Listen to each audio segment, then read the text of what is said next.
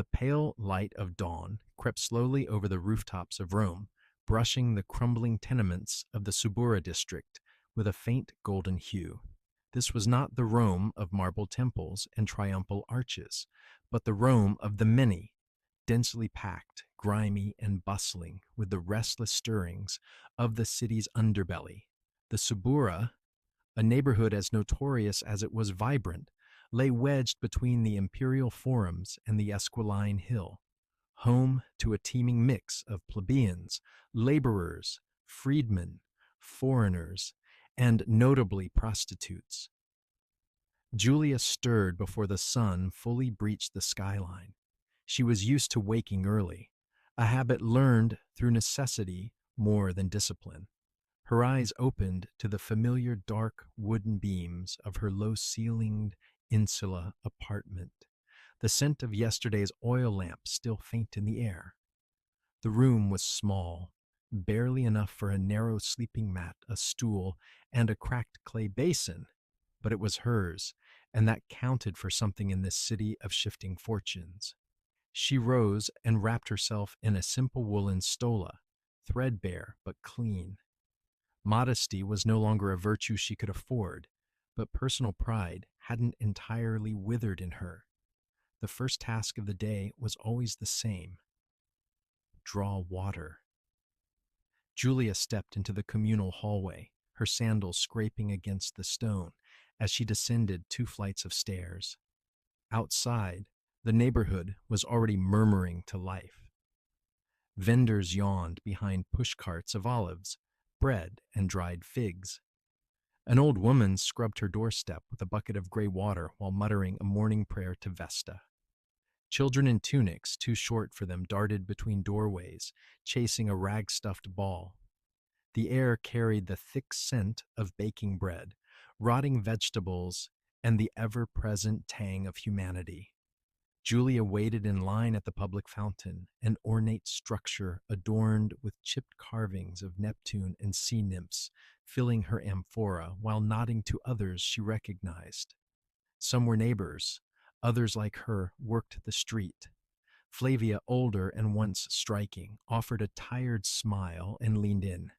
"Long night?" she asked in a husky voice that hinted at decades of wine and smoke. "Longer than I wanted," Julia replied. Flavia chuckled. "That's the job." They exchanged a few more words, nothing too revealing. In the Subura, discretion wasn't just polite. It was survival. Back upstairs, Julia poured the water into her basin and began to wash. Cleanliness was both ritual and necessity. Clients, particularly the ones who fancied themselves above their station, expected their companions to be well kept, and infections were an ever-present threat. She scrubbed her arms and neck, carefully cleaned under her nails, and splashed her face until the fatigue began to lift. Grooming was her armor. She combed her hair, long and dark, then twisted it into a loose knot. On days when coin had been generous, she might apply kohl or a dab of saffron to her cheeks to add color. Today, with earnings light and her next meal not guaranteed, she made do with pinching her cheeks and biting her lips to make them flush. Her reflection in a polished bronze shard wasn't exactly flattering, but she adjusted her expression until it looked right, confident, coy, resilient. Julia was not registered with the aediles, the Roman magistrates who monitored prostitutes. Registered prostitutes, meretrices, were often confined to brothels or restricted areas and legally required to wear the toga muliebri, a mark of their profession and disgrace. Julia avoided the toga. She worked independently, preferring the relative anonymity of street corner encounters and regulars who paid well to keep her visits discreet. Her apartment was near a lupanar, one of many small, dingy brothels littered through the Subura, but Julia prided herself on not working behind its cramped stone walls.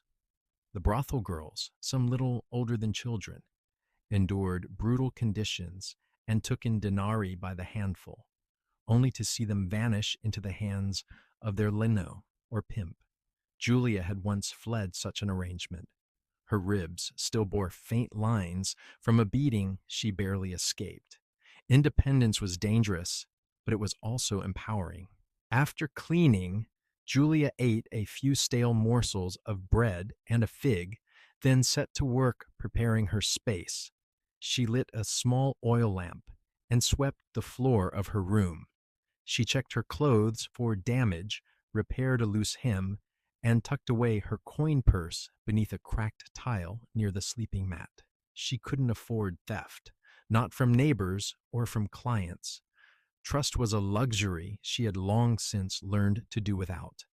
By mid-morning, she stepped into the narrow alleyways that wound like arteries through the Subura. The day was warming, sunlight casting hazy beams between buildings, so close they nearly touched. The city's noises became louder. A blacksmith's hammer, the cries of market hawkers, the clatter of wheels on cobblestones. The Subura was awake. Julia passed by a temple to Venus, its columns soot-stained but still majestic. She paused to whisper a brief prayer. Venus was more than a goddess of love. She was a patroness of survival, sex, and beauty. Julia left a sprig of rosemary on the steps, an offering she hoped would buy her a safe day and at least one generous client. Returning to her corner near a wine shop, Julia exchanged glances with other women staking their ground. They rarely spoke while working. Competition bred silence and watchfulness. Her first client would usually come midday, a soldier on leave, a merchant between errands, sometimes a bored patrician's slave sent with a message and a purse. These encounters could range from respectful to brutal. She had learned to read men quickly, to spot violence in the jawline, deception in the eyes, and the telltale stench of trouble. The work was both physical and psychological. She could earn a few sesterces with a quick tryst in a curtained alcove or back alley, but the better money came with repeat clients who saw her not just as flesh, but as temporary companionship. Men confided in her about politics, wives, ambition, failure. She played the role of confidante as deftly as she played seductress. Around noon, Julia would return home to rest. Her body needed respite. The mat felt coarse under her skin, but sleep came quickly in the sweltering heat. A nap, a wash, a few bites of whatever she had left. Then she prepared again for the evening, when business often picked up. Dusk transformed the Subura. Fires flickered from open hearths, casting dancing shadows on plastered walls. The laughter from taverns grew louder and more uninhibited. Drunken men stumbled through alleys in search of food, drink, or company. Julia returned to her post, face once again painted, posture alert. The hours ahead could bring profit or danger. She kept a dagger beneath her sash, small but sharp. Her eyes were always on the move, watching for lictors, magistrate enforcers, or worse, gang members who prowled the Subura after dark. The neighborhood was a maze of power struggles with petty criminals, corrupt officials, and freelance muscle vying for territory. When the night ended, whether in coin or in pain, Julia returned home. She washed herself gently, sometimes wincing from bruises or fatigue. She counted her money, separating what she needed for food from what she might stash for rent or bribes. Before laying down, she lit another oil lamp and whispered a final prayer, this time to Mercury, god of trade and thieves. As the flame danced and sputtered, Julia closed her eyes and drifted into a sleep riddled with dreams of another life. One where she wasn't called meretrix, scortum, or worse. One where she walked through the Subura, not in search of clients, but in search of fresh bread or laughter or art. One where no man could buy her hours, her skin, or her silence. But dawn would come again. And when it did, she would rise, just as she had today. And the cycle would repeat. For now she slept.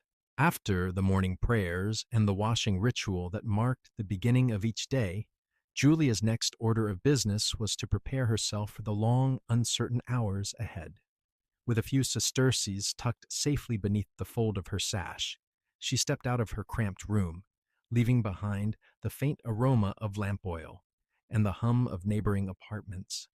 The streets of the Subura were now fully awake, humming with the voices of vendors, the clatter of hooves, and the clamor of children darting between stalls and shouting insults that would make a senator blush. The Forum Boreum, one of Rome's oldest marketplaces, lay just a short walk away, and Julia headed there with purpose. She was not alone. Other women, some fellow prostitutes, others washerwomen, fruit sellers, or wives, made the same pilgrimage. The market was the beating heart of the city, an unrelenting pulse of commerce and noise that bound everyone, regardless of class, in shared rhythms of trade and barter. It was here, in the clamorous sprawl of stone counters and fabric-draped booths, that Julia found the tools of her trade, the pigments, perfumes, and fabrics that helped shape her image and, in a way, her power. Julia walked with measured grace. Her stola was clean, her hair combed, her sandals repaired just enough to look serviceable. She did not dress extravagantly. Too much display drew the wrong kind of attention, but she had learned how to present herself as both approachable and desirable. This walk, this shopping trip, was as much performance as it was necessity. The scent of fresh herbs, animal dung, and roasted chestnuts clung to the morning air. Julia first stopped at a cloth vendor, his stall overflowing with rolls of dyed linen and cheap wool. She needed a new veil, something light that would soften her appearance without concealing too much. The vendor, a man named Gaius with stained fingers and an easy smile, greeted her without judgment. He'd sold to her before. "Back again, Julia?" he said, rubbing his hands together. "Looking for something fine or something affordable?" "Something between the two," she replied, lifting a veil of pale blue fabric. "You've raised your prices. Quality costs coin. These were dyed in Tyre, I swear it by Mercury's beard." "Mercury would be offended by your lies," she said dryly, though her lips curled upward. They haggled for a few minutes, Julia accusing him of theft, Gaius defending his honor with exaggerated flair. It was a game they both enjoyed. In the end, she walked away with a modestly priced veil and a few scraps of crimson fabric she could fashion into hair ties or embellishments. Gaius offered a wink as she turned. From there, she moved to the cosmetics stall, where jars of kohl, ochre, and lead-based powders shimmered like treasure. The vendor, an older Greek woman named Ligeia, always treated Julia with the quiet respect of someone who understood the world's unspoken economies. Ligeia had once been a courtesan in Corinth, and though her hands now trembled and her beauty had faded, her eyes remained sharp as a blade. "Too much coal, and the men will think you're hiding something," Ligeia warned as Julia inspected a tiny jar. "Too little, and they won't look twice. I'd prefer the kind that keeps their eyes, but not their hands," Julia replied. "There's no such thing." Julia bought a small quantity of kohl, some powdered cinnabar for her cheeks, and a salve scented faintly with lavender and myrrh. She lingered a little longer to hear Ligeia's gossip. Who had been seen with which senator? What rumors fluttered through the forum like restless pigeons? It was knowledge that could sometimes be traded for safety or favor. "Watch for the slave catcher near the bakery," Ligeia whispered before Julia left. "He's looking for runaways, but sometimes grabs whoever he pleases. You dress too nicely. Be careful." Julia nodded her thanks and continued on, her pace cautious now.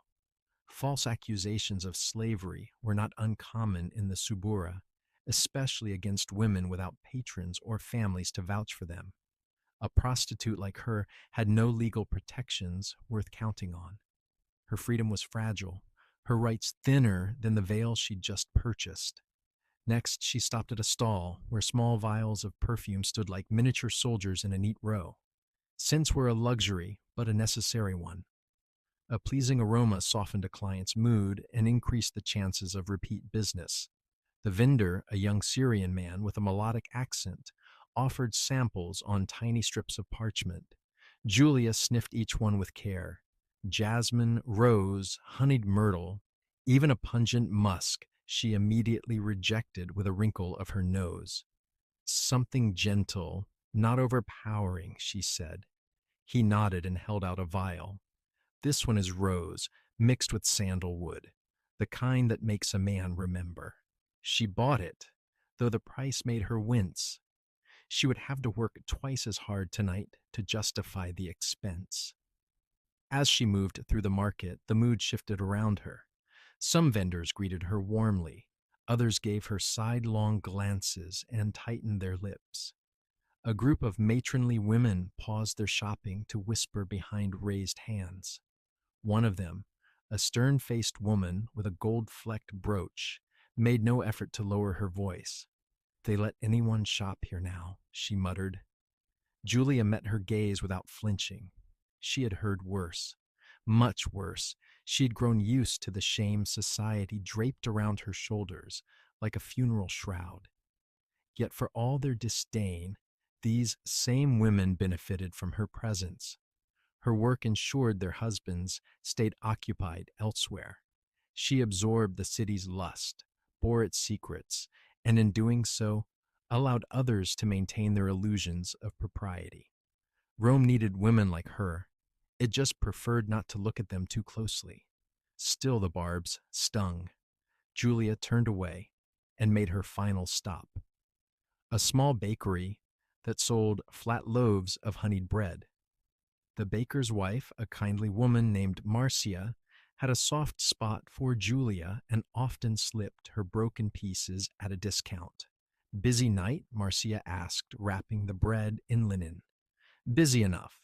You should eat more. You're too thin." "I eat what I can afford." "Well, this one's free. Don't argue." Julia smiled and accepted the offering. Such moments of quiet kindness were rare and deeply cherished. She tucked the bread into her pouch and made her way home, her basket now filled with items that would help her construct the image she sold nightly. An image of desirability, mystery, allure. Back in her room, she arranged her purchases with care. She used a sliver of sunlight to inspect the coal before tucking it into a chipped clay jar. She dabbed a drop of perfume on her wrist and inhaled, letting the scent settle. The bread she saved for later. Hunger was easier to bear than running out of makeup in the middle of the week. Her morning shopping was not frivolous. It was the infrastructure of survival. Each coin spent, each item chosen, was part of a larger calculation.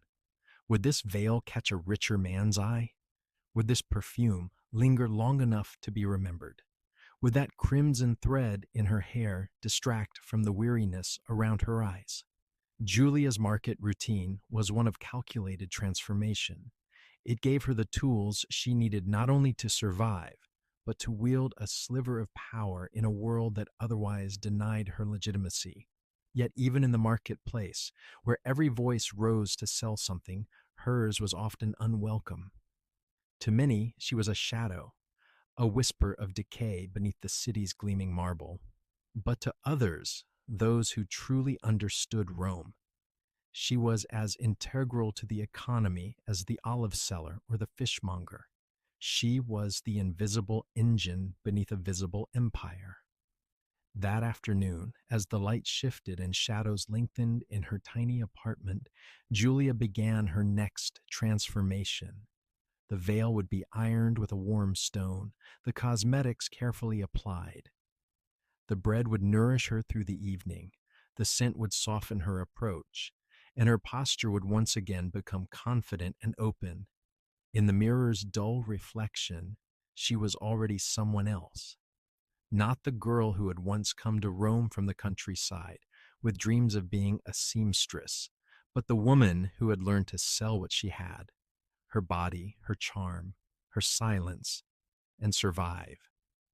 And so, as the market noise began to fade and the night's dangers crept closer with the setting sun, Julia sat silently for a moment and let herself breathe, not as a miratrix, not as a face in the crowd, but as a woman caught in the throbbing, relentless heart of Rome. The sun was high over Rome now, bleaching the tiles of the Subura's rooftops and shimmering against the dust that never seemed to settle. Julia walked carefully along the alley that led toward the Vicus Scortorum, the street of the prostitutes. Though she mostly worked independently, there were days, like today, when she ventured into the Lupinar district. Coin had been short this week. A slow day yesterday, a client who vanished without paying 2 nights ago, and the perfume she'd splurged on at the market had left her purse dangerously light. The Lupinar was both a place and an institution. Rome's brothels were numerous and varied, ranging from decrepit underground chambers carved into old buildings to more elaborately decorated establishments near the theater or baths. The one Julia was heading to, a mid-sized brothel near the Temple of Bologna, was neither the worst nor the best. It had a painted sign out front, a faded Venus reclining with suggestive eyes, and the words Lupanar Felicitatis scrawled beneath her in red. The interior of the brothel was dim and warm, filled with the scent of oil, sweat, and something earthy, cheap perfume mixed with old plaster. Julia ducked through the low threshold, nodding at the doorman, an ex-gladiator with a missing eye, and arms like tree trunks. Inside, she passed through a short hallway, flanked by rooms curtained with dyed wool. The walls were decorated with frescoes, not of gods and heroes, but of sexual acts depicted in every possible position, painted with crude humor and unapologetic directness. They weren't art so much as advertisement. A cluster of women lounged near the central atrium. Some were eating figs, others tending to their clothes or chatting. Julia greeted them with nods, exchanging a few curt words and polite smiles. It was not always a friendly atmosphere. Competition was a constant undercurrent, but so was shared suffering. In brothels, alliances were forged by hardship more than affection. "Back with us today?" asked Unia, a red-haired Gaul with a voice like gravel and an attitude twice as sharp. "Coin's short," Julia replied simply. Unia nodded with a dry smirk. "It always is." Julia claimed a space near the rear of the brothel, a small room with a cot and a ceramic basin. The brothel's owner, known to the women only as Crispus, allowed her to work on a freelance basis. She paid a portion of her earnings to him, a fixed mercies or rental fee for the room and security. In theory, it was a business arrangement. In practice, it was exploitation, but better than working for a Leno, who took nearly everything and offered nothing but protection laced with control. Crispus appeared moments later. A wiry man with a hooked nose and a short beard, he wore a dyed tunic and rings he hadn't paid for himself. "You know the rules," he said without greeting. "1/4 of your take, in advance if possible." "I know," Julia replied, "and don't turn away the plebs. We need volume today. The market's flush, and the taverns are spitting out drunks like vomit." Julia gave him a look, but said nothing.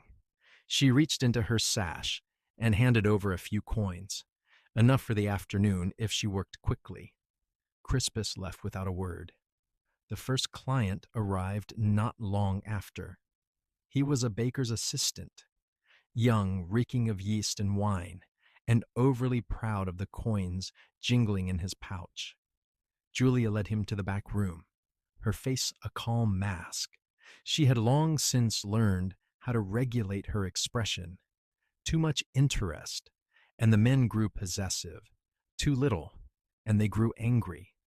She murmured a compliment, helped him undress, and lay back on the cot. The act was mechanical. Julia drifted away in her mind, counting heartbeats, listening to the muffled sounds from other rooms. Grunts, laughter, slaps, the splash of a tipped amphora. When it was done, the baker's boy fumbled with his pouch, left a few coins, and shuffled away. Pride dimmed.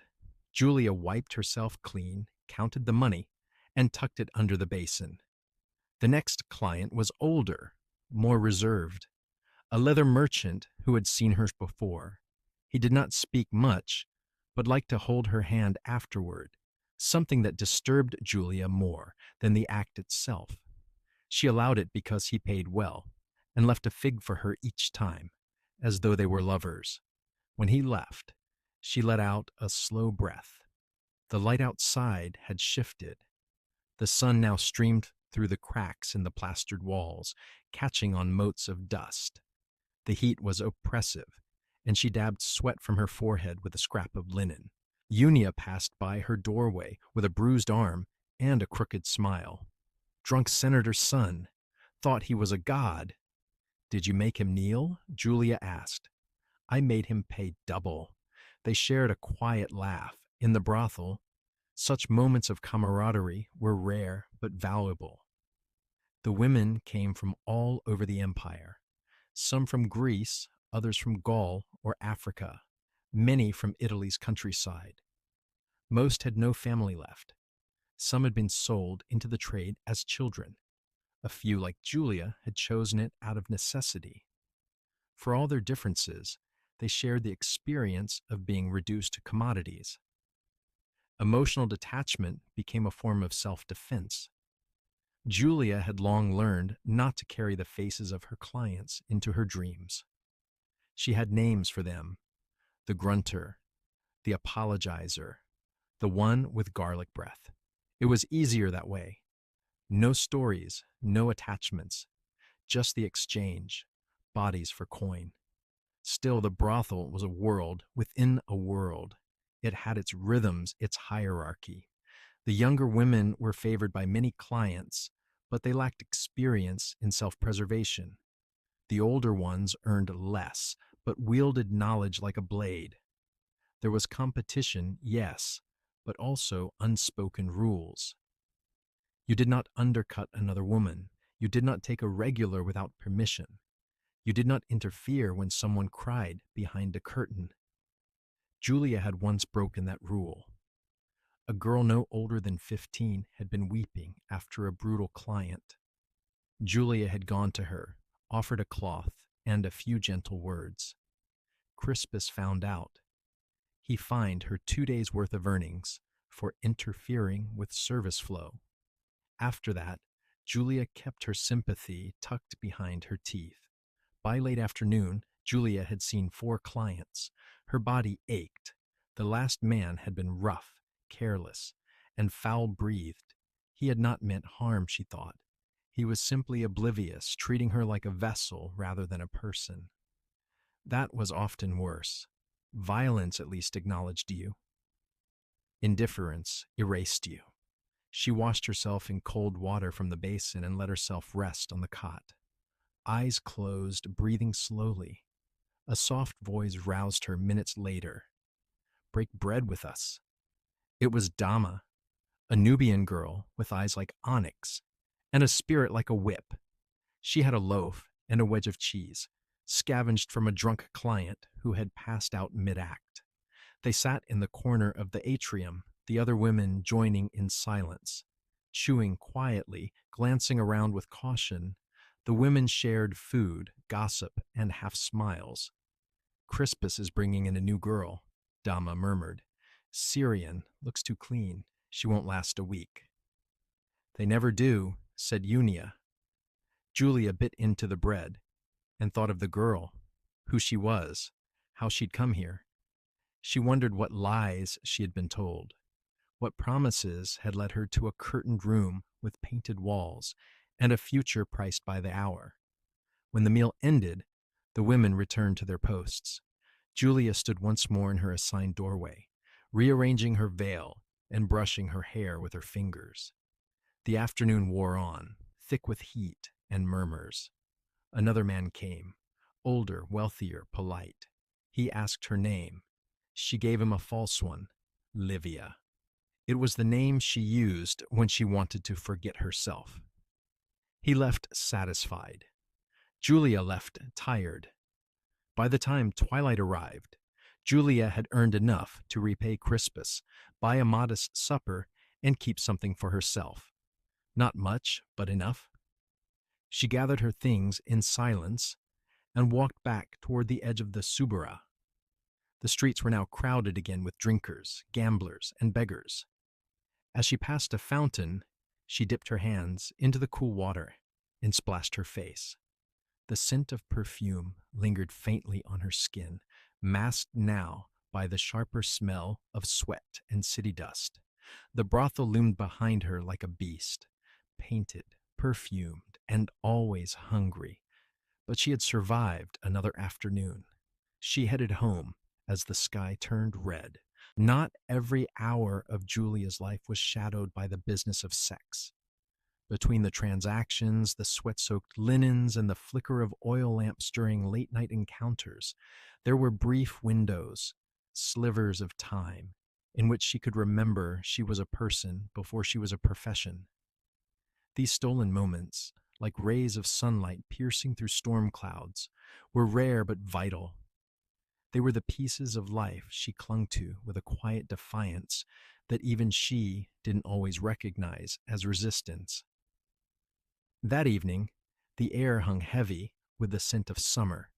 Faint jasmine from window boxes mingled with the more pungent odors of the Subura's ever-simmering stew of humanity. Julia had finished her day's work in the lupanar, her earnings modest, but acceptable. Rather than returning straight home to collapse on her mat in silence, she lingered with the other women in the back courtyard of the brothel. This particular brothel had a small enclosed space behind it, more for utility than comfort, but the women had transformed it into something almost tender, a place for conversation, for laughter, for remembering what it felt like to be human. It had a cracked stone bench, a fig tree that had somehow survived the crush of the city, and the remnants of a mosaic that suggested the space had once been part of a wealthier man's atrium, long before it became a brothel's back alley. The day's heat was finally loosening its grip. Julia and Iunia shared a pitcher of watered-down wine, its tartness softened by a bit of honey. Dama sat with them, braiding strands of her own hair with dexterity, her fingers never idle. "I saw you talking to the Greek," Iunia said, nudging Julia with her elbow. "The one with the lazy eye and the pretty ring." "He only talks, never touches," Julia replied. "Rich men can afford restraint," Dama muttered, still weaving. "Or shame," Iunia added. They laughed, briefly, softly, but with genuine amusement. There were rules to these moments. No talk of work once the wine flowed. No stories unless they were funny. No crying, unless everyone was drunk enough to cry together. In these gatherings, each woman carved out a sliver of her identity that had nothing to do with her body. Dama, who loved riddles and knew obscure myths from her homeland. Iunia, who had once danced for a Gallic chieftain and could mimic voices with uncanny skill. Julia, who had grown up surrounded by fields and used to write poems in charcoal on clay pots. These histories flickered briefly into view during their leisure, like glimpses of the people they used to be or hoped one day to become. Marcia, the baker's wife, occasionally joined them. Though she wasn't one of them, she had become something like kin. She brought stale loaves and end pieces of cheese, pretending it was waste, though they knew it was kindness. Sometimes she brought her young niece, a quiet girl with dark curls and wide eyes. You could be seamstresses if the world were different, Marcia once said, placing figs on the bench. Or scribes, or healers, or wives, Dama added bitterly. Marcia only sighed. The gods waste too many good women. On this evening, after the second cup of wine, the stories began. Unia described a client who had mistaken her for his wife and tried to confess an affair mid-act. Dama told of a visiting Egyptian merchant who wept in her arms and insisted she resembled his lost sister. Julia shared a memory of a farm animal, an angry goat that used to chase her down the path each morning, and they all erupted into laughter. In these stories, they shed their labels: meretrix, scortum, lupa. They became storytellers, comedians, historians of lives too often erased. One woman, an older one named Valeria who rarely spoke, finally shared her voice. I had a son once, she said, before I was sold. He would be 15 now. I think of him every day. The group grew quiet. Julia reached for her hand without speaking, and Valeria allowed it. No more was said. There was nothing to say. The moment passed like a ripple over still water, deep, quiet, and enduring. Later, Julia found herself walking the nearby streets, her work veil left behind, her face scrubbed clean. She passed the baths where steam rose from tiled roofs and past the taverns where laughter rang out in slurred Latin and the occasional Greek or Syrian. Sometimes she wandered at night, not for clients, but for air, for space, for the illusion of freedom. She paused near a statue of Minerva at a street corner. A group of musicians had gathered, playing pipes and lyres with more enthusiasm than talent. A crowd stood around them, clapping, singing. A few men and women danced. Julia stood at the edge, her hands folded, watching. A child approached her, no more than 10. Barefoot and wide-eyed, he offered her a flower, probably stolen from a shrine. For you, Domina, he said with mock formality. She laughed softly and placed a coin in his palm. Nearby, a young scribe she had entertained weeks ago caught her eye. His name was Lucius, a thin man with ink-stained fingers and a voice like soft parchment. He had paid for her time just to talk, to recite lines from Ovid and ask for her opinion. He treated her like a peer, though she knew better than to believe it fully. Tonight he was alone. When he saw her, he gave a small nod. She returned it. He approached, but cautiously. Julia, he said. Lucius, you're not working? Not tonight. Then may I walk with you? She hesitated. Not because she feared him, but because accepting kindness, even in small doses, required more strength than enduring cruelty. She nodded. They walked along the edge of the Esquiline Hill, speaking little at first. Eventually, he asked about her day. She told him a version of it, sanitized, softened, the same way clients liked their truths served. He didn't press. He spoke of his scrolls, his employer, the odd habits of patrician daughters who insisted on having love poems written about them before they'd even met their suitors. There's more romance in the Subura, Julia said. There's more life, he replied. When they parted ways, he kissed her hand. Not as a client, but as a man grateful for time. She walked home lighter. Back in her room, the walls no less cracked, the mat no softer, she placed the flower from the child into her basin. It would wilt by morning, but tonight it was beautiful.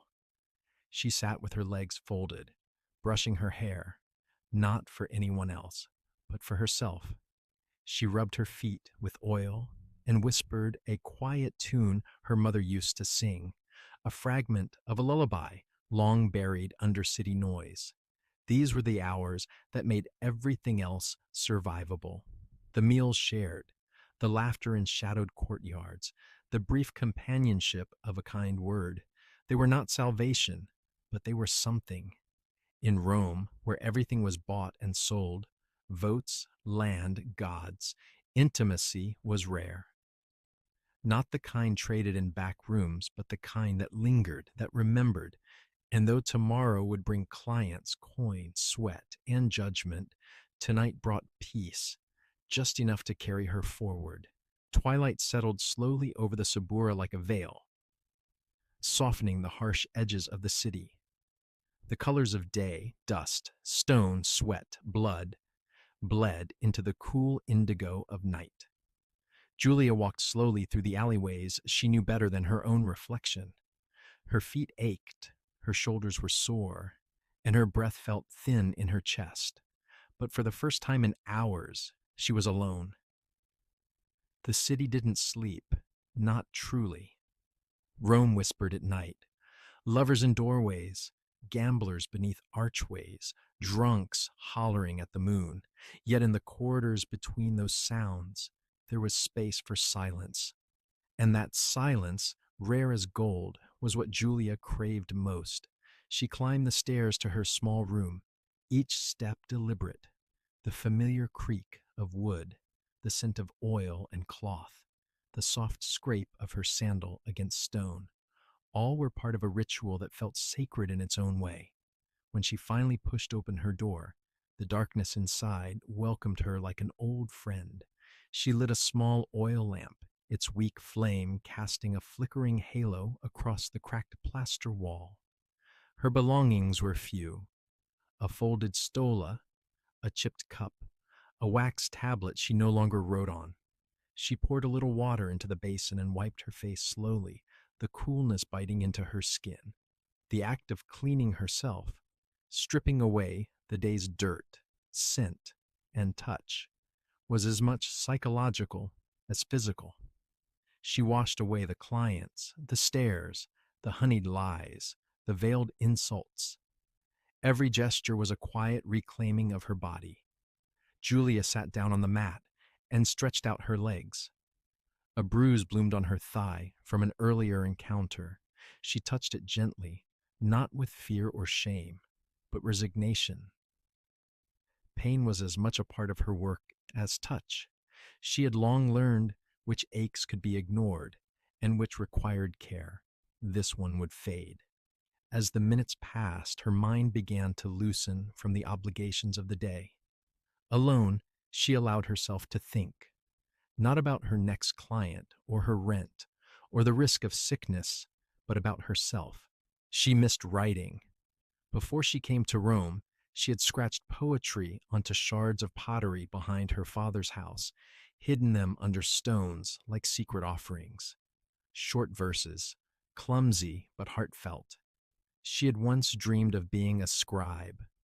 She imagined herself in a quiet room filled with scrolls, copying epic stories and composing her own. There had been a time when that dream had felt close enough to touch. Now her fingers touched other things. Her stories were unwritten but etched into her body. Memories stored in muscles and scars. She often wondered what would happen to her. Would she save enough to buy a small stall and sell herbs? Would she end up in a poorer brothel, owned outright by a Leno who cared nothing for her health or will? Would she die in her room, alone and unnamed? The questions came often. So did the fear, but fear, like hunger, became easier to ignore with time. Survival left little room for panic. She leaned back against the wall, cradling her knees.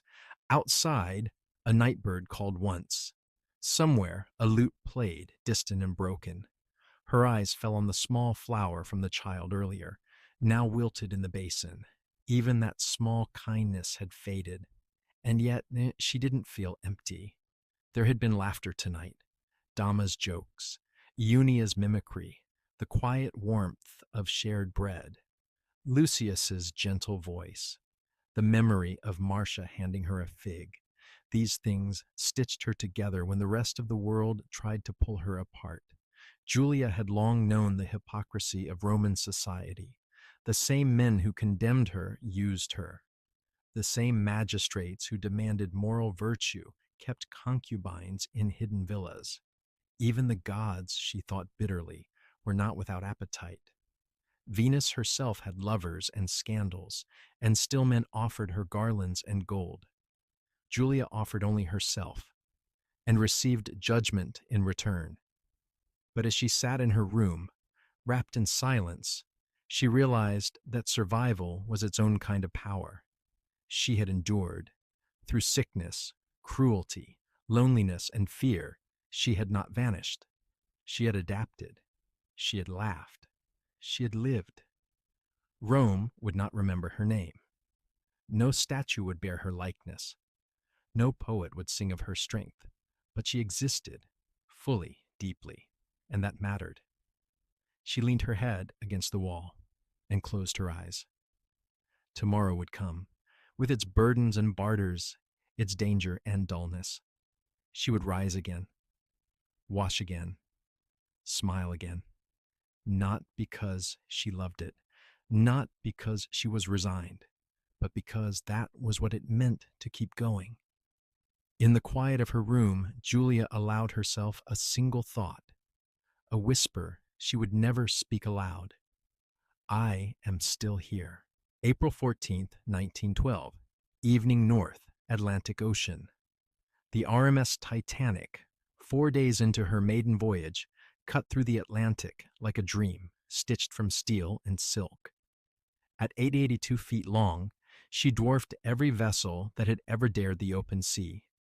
Inside her, it did not feel like one was aboard a ship at all, but rather within a stately hotel, anchored in midair. Gilded columns, crystal chandeliers, the perfume of hot tea and pipe smoke. This was no place for worry. Even the sea, black and endless as it was, seemed to part respectfully in her path. For Nora Hastings, it was like walking through a mirage she wasn't supposed to see. She stood just outside the entrance to the first-class reception room, her gloved fingers grazing the oak railing of the grand staircase.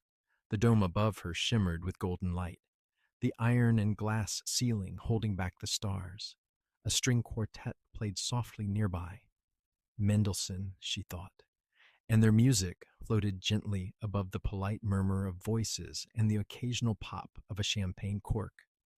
Nora wore a gown of pale gold silk with beaded accents, the kind of dress she never imagined touching, let alone wearing. It hugged her slender form like it was made for her, though in truth it had belonged to her cousin Eleanor, the same cousin whose identity Nora had borrowed to secure passage aboard this ship. A sudden illness had kept Eleanor ashore.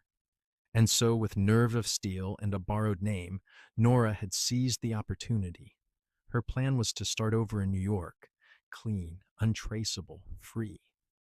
She hadn't anticipated just how easy it would be to blend in. The first-class passengers, despite their jewels and pedigrees, were like everyone else she'd ever met, hungry for stories, attention, novelty. She gave them all three in spades. At dinner she was charming, quoting Byron and Shakespeare. In conversation she was mysterious, evasive about her past, always careful to reflect whatever the listener wanted most to see. But here, on this night, something in her wavered. Perhaps it was the sheer beauty of it all, the music, the laughter, the soft glow of lanterns along the deck railings.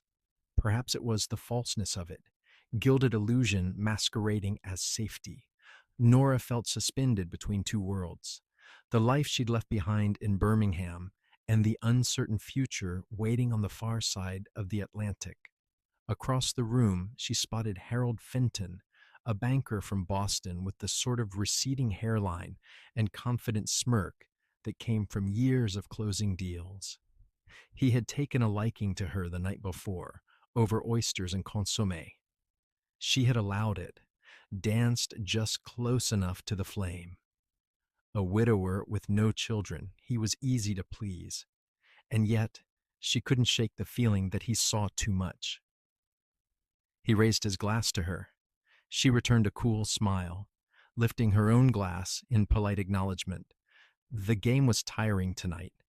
Every gesture was a calculation, every word a thread in the fragile web. She'd spun around herself. She needed air. Leaving the opulence behind, Nora slipped through a side door and stepped onto the starboard promenade. The sudden bite of wind against her face was bracing. She tightened her shawl and walked toward the railing, where she leaned forward, peering down into the black abyss. The sea was calm, unnaturally so. The stillness of it unnerved her. No waves, no chop, just the glassy skin of the ocean, smooth and silent beneath a sky littered with stars. She closed her eyes and breathed in the salt air. Would they find out? Would someone eventually notice that Eleanor Hastings didn't speak with the right accent or recall the right acquaintances? Would she be pulled aside at Ellis Island, questioned, detained? Or perhaps it wouldn't matter. Perhaps once in New York, she'd disappear into the tide of humanity, get work as a typist, maybe a governess. Something honest, something steady. She could almost see it. A tiny apartment in Brooklyn, mornings spent walking to the bakery for warm bread, nights reading by lamplight. She stayed like that for several minutes, soothed by the rhythm of the engines and the distant muffled laughter from inside. The Titanic, for all her grandeur, didn't feel like a ship. She didn't creak or groan. She glided. You could almost forget you were sailing through waters known to swallow men whole. Then came the tremor. It was subtle, barely more than a vibration beneath her feet. Nora straightened, uncertain. Was it turbulence? A shift in current? Her first thought was mechanical, perhaps a misfire in the engine room. But something was off. The music inside had stopped. The engines, which had thrummed so steadily beneath her, were now silent. She turned. Down the promenade, she saw two officers, briskly walking toward the bow, their heads down, faces grim. They weren't shouting. That somehow made it worse. More passengers stepped out from the smoking room and saloons, looking confused. One man muttered about a strange jolt. Another joked about the ship brushing against a whale. Nora stayed by the rail, pulse rising. Something deep in her bones told her this was no small thing. She gripped the cold metal railing, feeling the ship's heartbeat, or rather its absence. Then came the sound. It was like nothing she'd heard before. A grinding, shrieking groan that seemed to rise from the hull itself, as though the Titanic were crying out in protest.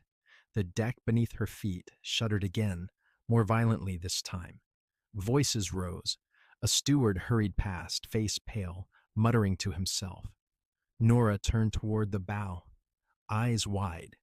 From where she stood, she couldn't see the iceberg, but she heard it in the silence, saw it in the officer's tension, felt it in the shift of the air around her. She wasn't supposed to be here, not just on this deck, but on this ship. Yet here she was, an imposter, a stowaway of sorts, now wrapped in a disaster far greater than herself. The doors behind her opened suddenly, and a steward emerged, face set in a practiced calm. "No cause for alarm," he said quickly to the gathering passengers. "Captain Smith assures us it was a minor collision. Return to your rooms. Everything is under control." A few people obeyed. Most didn't. Whispers had already begun to spread. Nora didn't move. Her gaze remained fixed on the horizon where nothing stirred. But somewhere in the belly of the ship, water was already pouring in, and the greatest ship in the world had just begun to die.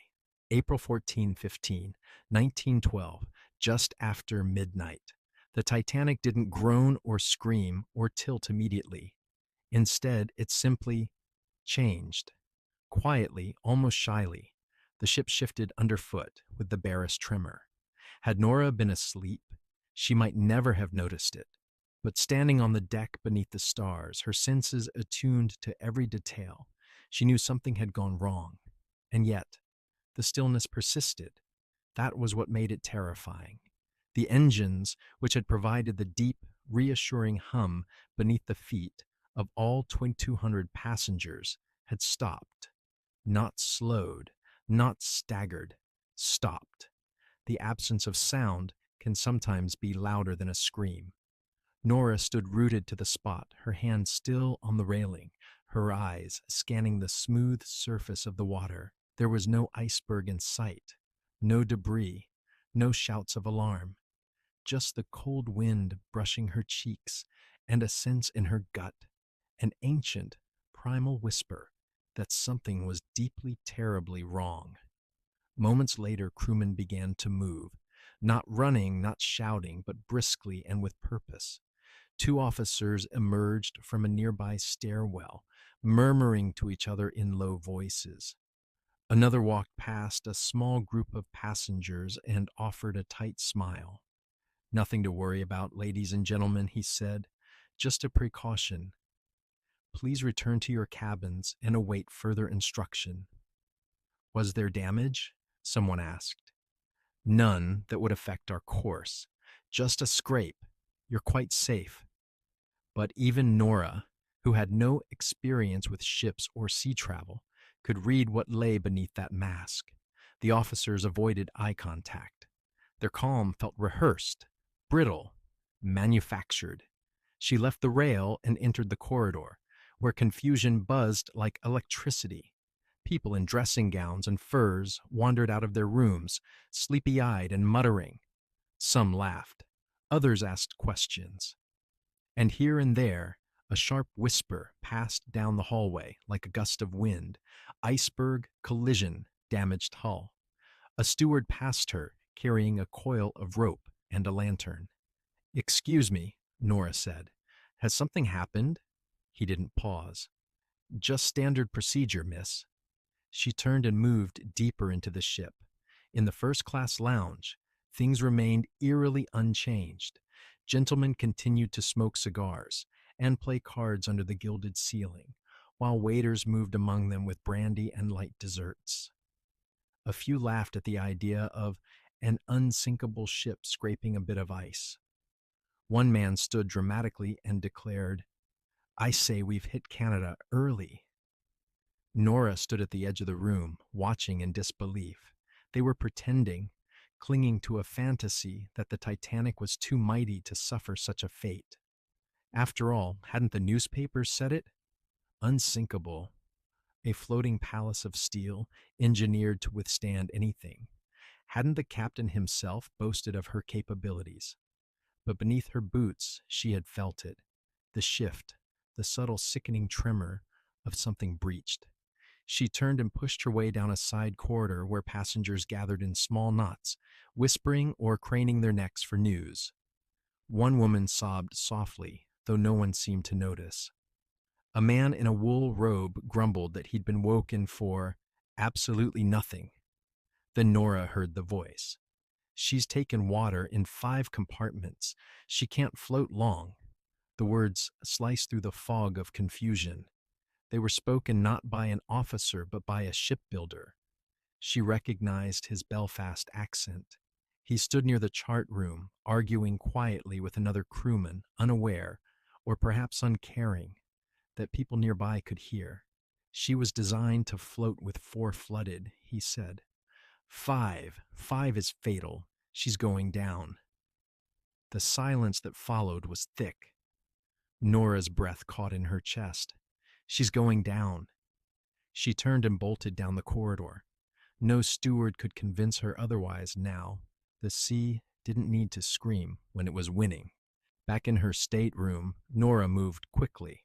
The beads on her borrowed gown shimmered in the lamplight as she tore it off and slipped into warmer clothes. The wool trousers she'd hidden beneath her mattress, a heavy gray jacket and leather gloves. She paused to wrap a scarf around her neck, fingers trembling. Into a satchel, she packed what little she could: a flask of water, 2 slices of bread from dinner, a biscuit, and her most precious item, a photograph of her mother. Faded at the edges, torn in one corner, it showed the woman standing in front of their family cottage in Birmingham, apron dusted with flour, smiling faintly as if amused by the camera's attention. Nora kissed the photograph, tucked it into the satchel, and laced up her boots. The corridors were louder now. Voices rose in pitch, questions turned to demands, and the sharp edge of fear began to reveal itself. Crewmen moved with greater urgency, some carrying life vests, others gesturing toward staircases and lifts. She climbed toward the boat deck again, this time stepping into a very different world. Gone was the calm.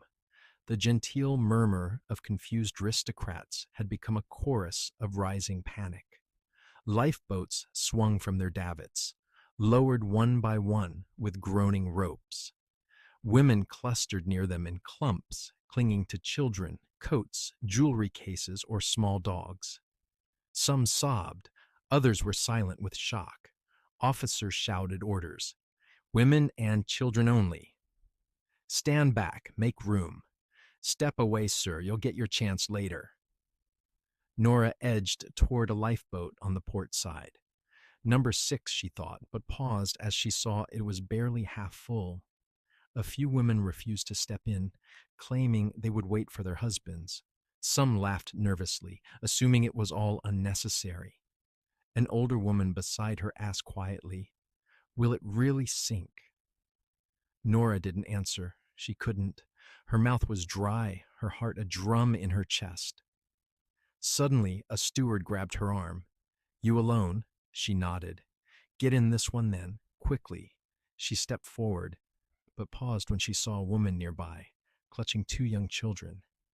The woman had not been offered a seat. Her eyes were wild. Nora glanced at the steward. "She has children." The steward nodded grimly. "Let her through." Nora stepped back, heart hammering, and let the woman pass. The boat began to lower. Its ropes creaked as it descended into the dark sea below. She'd had a chance to escape and gave it away. But she couldn't force herself to regret it. The ship was no longer level. You could feel it now. The bow sloped downward, ever so slightly. Dishes clattered in their cabinets.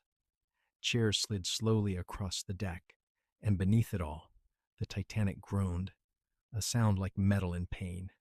Nora moved further aft, dodging passengers who now surged toward the remaining lifeboats. A man tried to push past her, only to be restrained by an officer. Another collapsed on the deck, sobbing, rocking back and forth. "My wife! My girls!" She stepped around him gently and kept walking. There were shouts from the lower decks now, real panic. Steerage passengers, many of them immigrants, had been held behind gates and bulkheads for too long. Now they came pouring out in a tide of confusion and fear. Mothers with children, fathers gripping suitcases, teenagers shouting in Italian, Irish, Polish. The divide between classes had crumbled, but too late. One officer raised a revolver.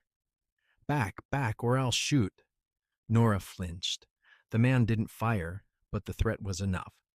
People surged sideways instead, some climbing over railings, others collapsing in defeat. It was then that she realized the horrifying truth. There would be no lifeboat for her. They were running out of time, of space, of mercy.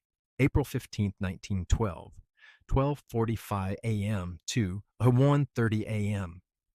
Nora had always understood that the world was divided. There were those who had money, status, comfort, and those who never would.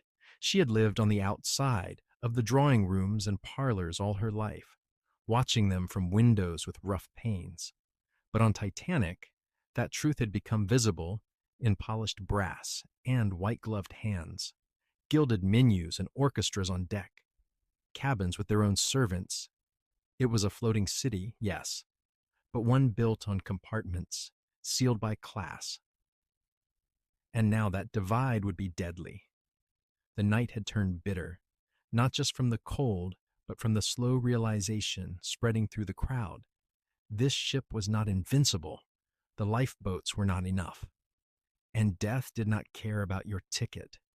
She stood near Lifeboat 6 on the port side, her breath visible in the frigid air. her heart knocking against her ribs. An officer shouted above the crowd, his voice strained but clear. Women and children first. A steward, his cheeks flushed and his hands shaking, moved through the passengers.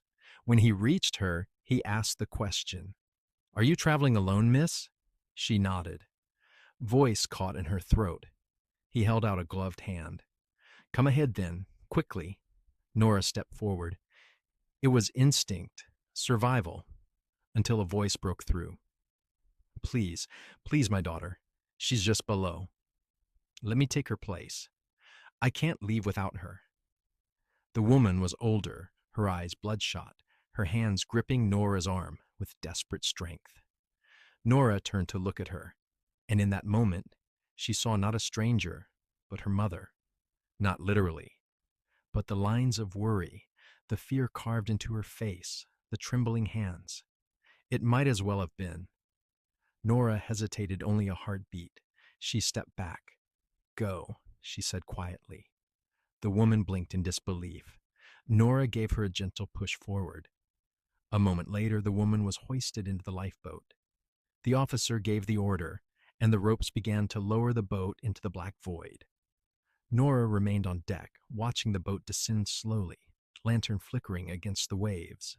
There were no thank yous, no applause, just the groaning of ropes and the quiet crackling of snowflake-sized ice falling from the sky like ash. The divide wasn't just about wealth tonight. It was about decisions, terrible, irreversible ones. She turned away from the railing. The ship's angle was no longer subtle. The bow dipped enough now that standing straight felt unnatural.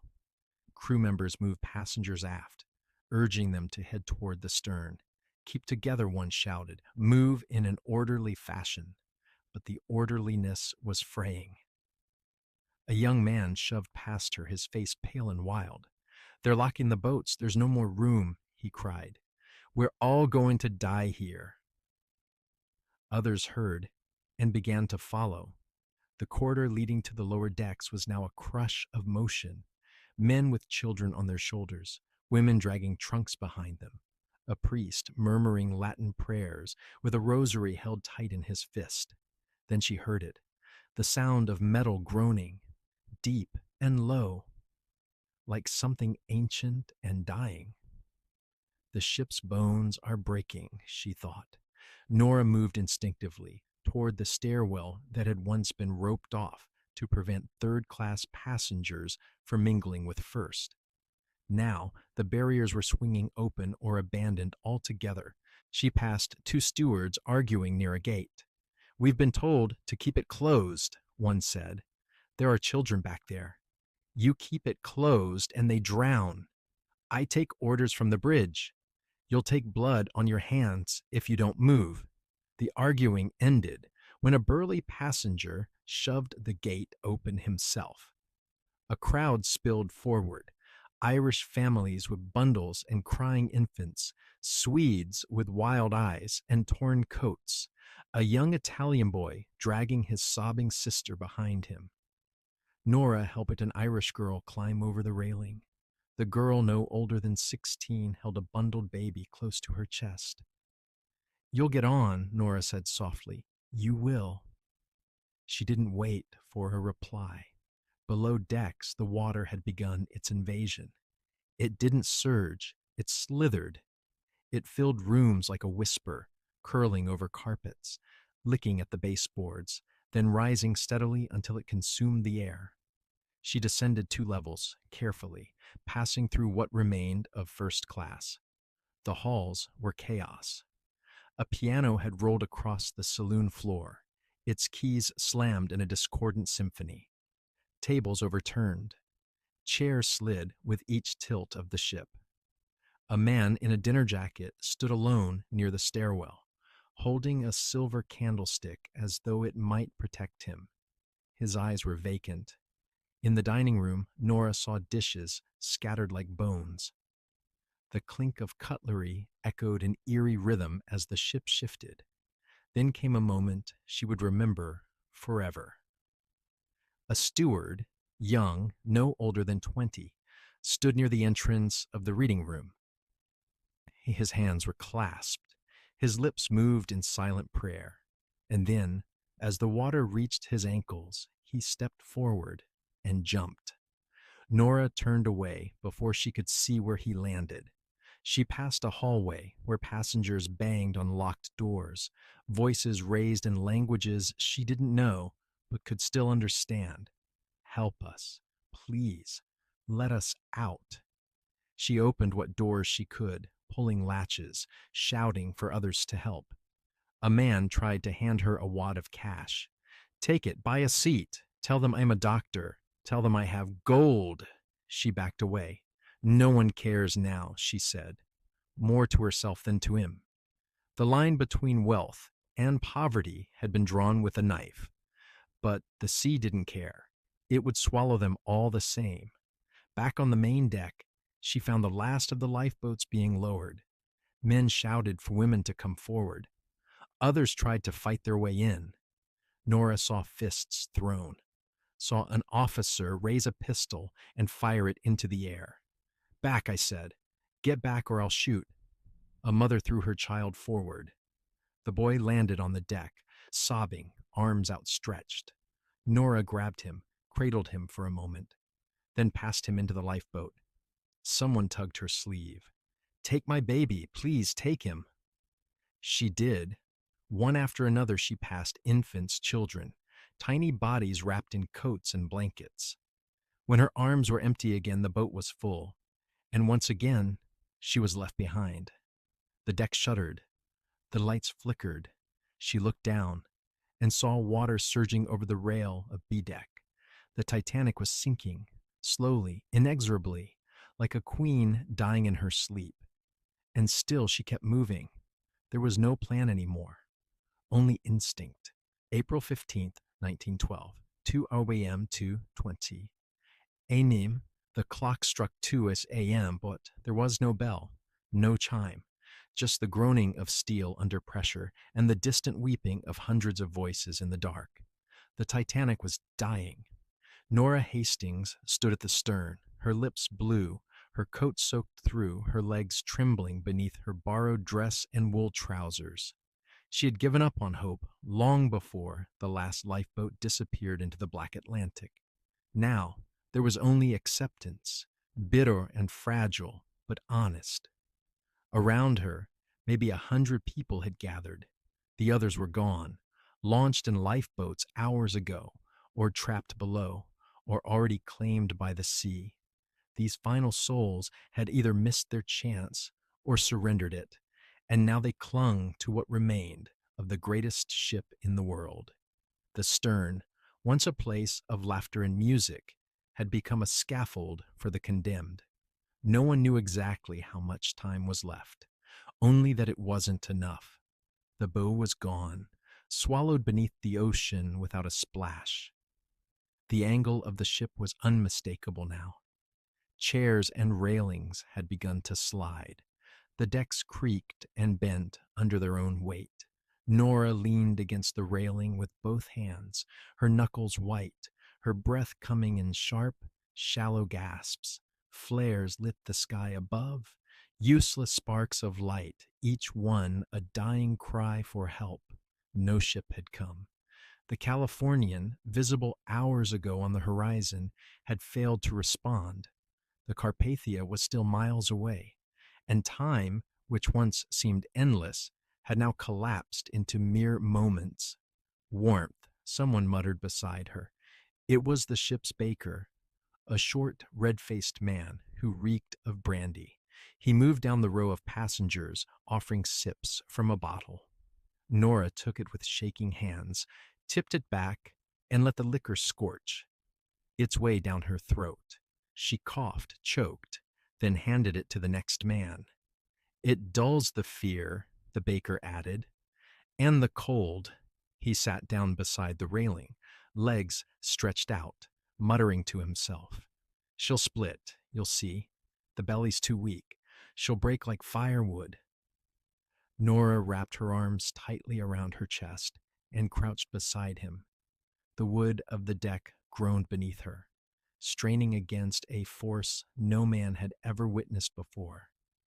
And above them, the sky glittered with stars, bright and indifferent. She thought of her mother's hands, braiding her hair on spring mornings, the scent of cinnamon and smoke in the farmhouse kitchen. Her father reading by lamplight, his voice soft and slow. The past came, in flashes, little comforts her body summoned as it prepared for the unimaginable. "I didn't want to die on the ocean," she whispered. A young man, barely more than a boy, sat down nearby. His face was bloodless, his hands gripping a length of rope he'd tied to his waist. "When it goes," he said softly, "hold on to something, anything." She turned to him. "When it goes." He met her gaze. His eyes were the eyes of someone who had read the ship's blueprints. "The stern's going to rise, then she'll break, then fall. It'll suck us under. You'll want to swim away, hard and fast." The knowledge in his voice terrified her more than the cold. She nodded slowly and reached for the belt around her coat, pulling it loose. She wrapped it around her waist, then through the railing, tying it off with numb fingers. The boy did the same. Around them, others followed. The lucky ones had ropes or belts. Others simply clung to the rails, lips moving in prayer. A man behind her wept openly. Another clutched a locket and kissed it. A pair of lovers held each other tightly, whispering things no one else could hear. Some jumped early, into the water, into the dark, choosing the unknown over the waiting silence. Then, without warning, the ship began to moan. It was a deep, horrible sound, like the howl of some enormous beast in pain. A long metallic groan that rose from the belly of the ship and trembled across every surface. People screamed, some fell, others froze. Then came the crack, a thunderclap of tearing steel and shattering bulkheads. The deck beneath them shivered violently. The stern lifted, slowly at first, then faster, until Nora felt the tilt in her stomach, her body pressed against the railing at an impossible angle. She screamed, not from fear but from instinct. The Titanic was breaking in half. The deck split open with a roar, the bow snapping downward while the stern reared up like a wounded animal. Nora clung to the railing, her belt digging into her side. Around her, people fell backwards, some tumbling into the sea, others sliding across the tilting planks like rag dolls. A man struck the railing beside her with a sickening thud.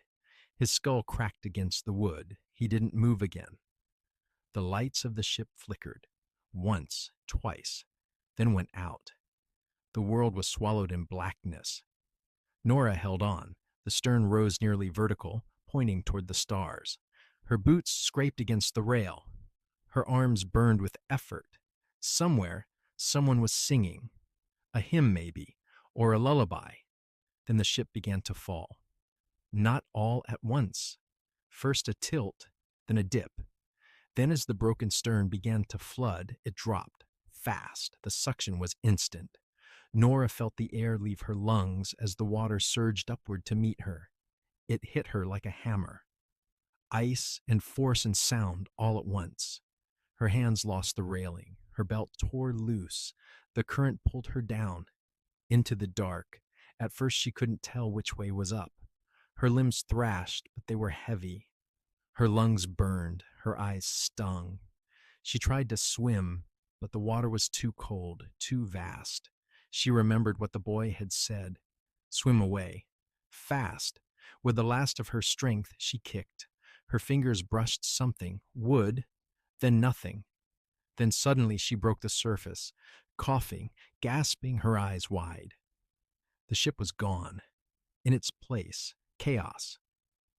Dozens of people flailed in the water, some screaming, others already silent.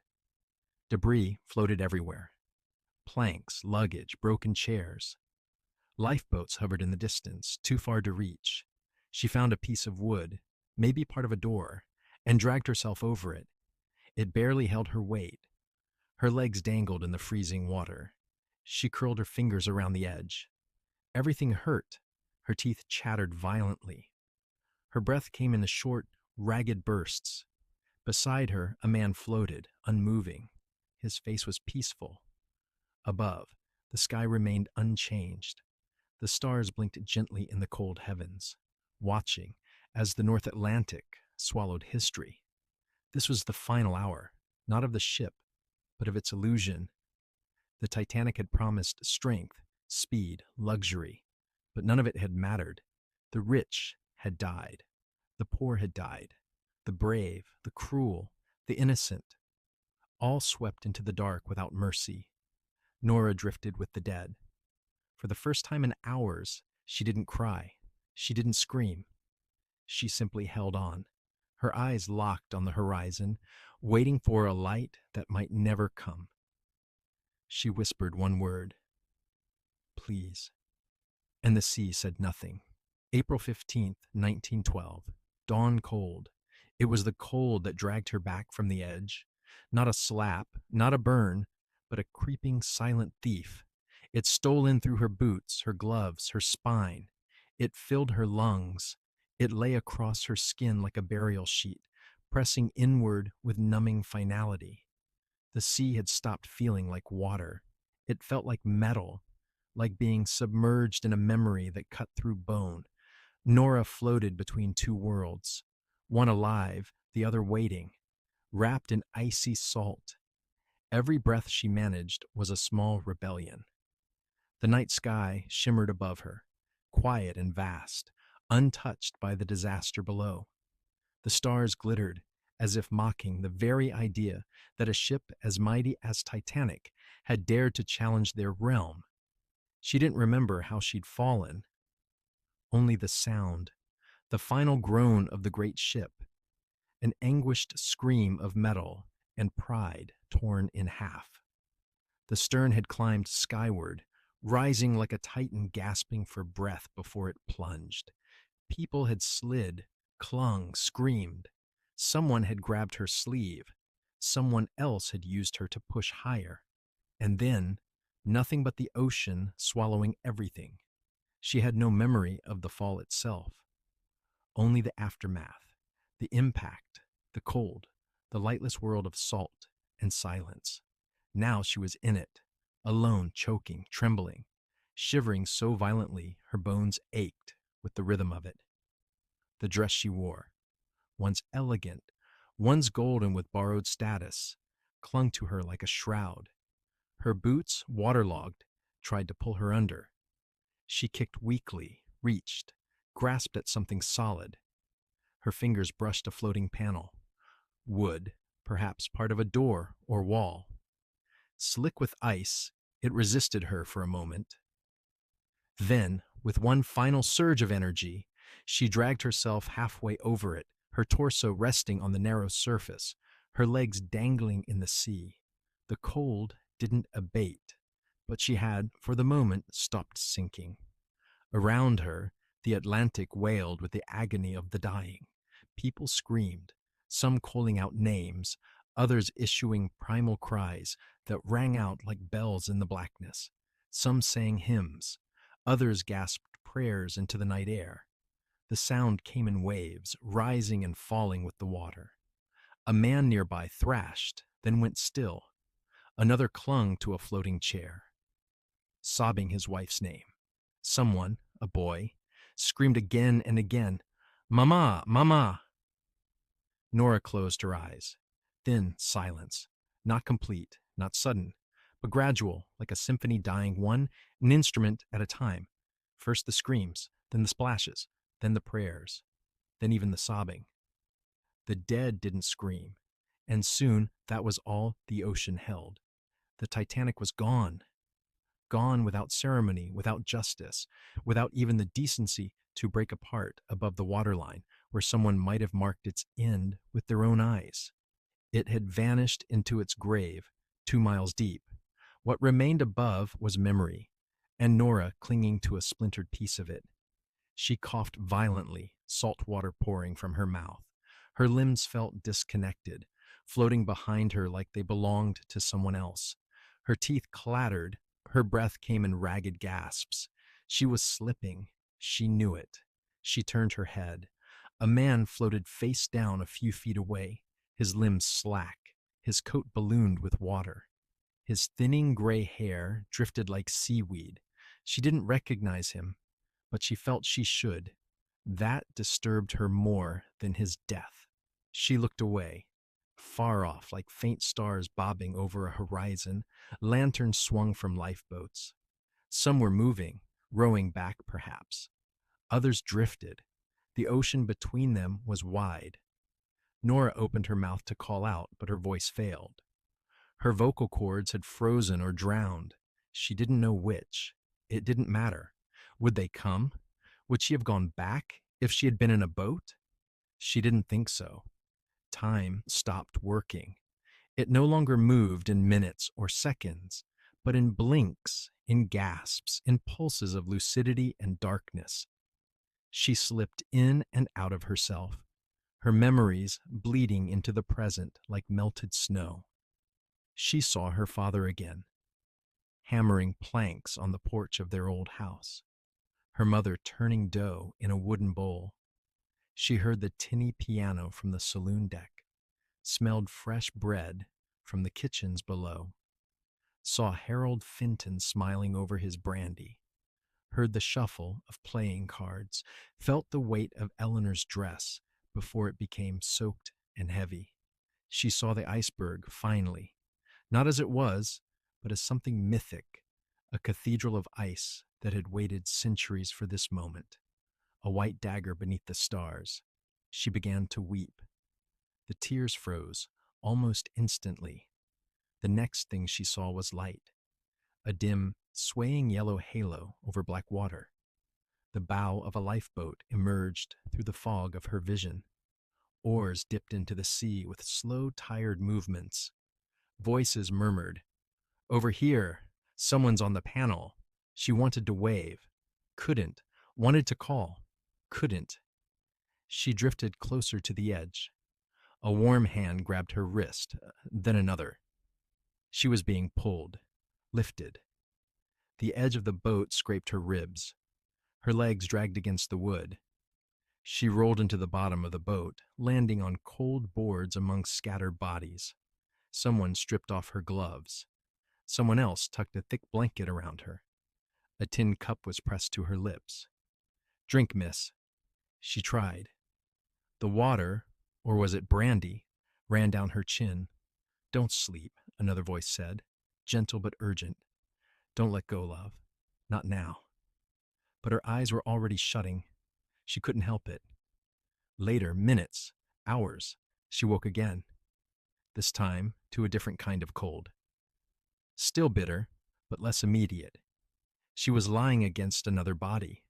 A young girl, maybe 10 or 12, who was wrapped in a shawl and shivering just as hard. The lifeboat rocked slowly. The lantern above glowed dully. Around her, people sat silently. Some curled into one another, some staring out across the water. One woman prayed in whispers. A man clutched a pocket watch like it was sacred. Dawn had begun to break. Nora turned her head, and there, on the horizon, in the first pale wash of pink and gold, she saw them. Icebergs, dozens, towering, drifting, impossibly still. Their jagged peaks gleamed in the morning light, beautiful and terrible. One of them, the one she guessed, had a long red scar painted across its side. There was no ship, no trace, only the ice, the sea, and silence. Hours passed. Some survivors spoke. Some didn't. Eventually, a cheer rose from another lifeboat. "The Carpathia, she's coming." The word swept through the boats like warmth. People sat up straighter. Tears flowed freely now. Grief, relief, disbelief. The rescue ship approached slowly, smoke curling from its stacks. Crewmen waved. Ropes were thrown. Ladders lowered. Nora was helped aboard. She climbed slowly, each step an eternity. When she reached the deck of the Carpathia, she collapsed to her knees. A steward guided her to a bench. A nurse brought broth and wrapped her in blankets. No one asked her name. They didn't need to. She was one of them now, one of the survivors. In the hours that followed, Nora wandered the decks of the Carpathia. Wrapped in borrowed wool, she overheard names spoken with disbelief. Astor, Guggenheim, Molly Brown, yes, she made it. Faces she had danced beside, men who had shaken her hand, children who had smiled at her in the corridor. All gone. She sat beside a window in the dining saloon that night, watching the ocean slip by, the memory of the Titanic still clinging to her skin like salt. It would never come off. She arrived in New York without a suitcase, without a future, without a name anyone would recognize. But she had her life, and that for now would be enough.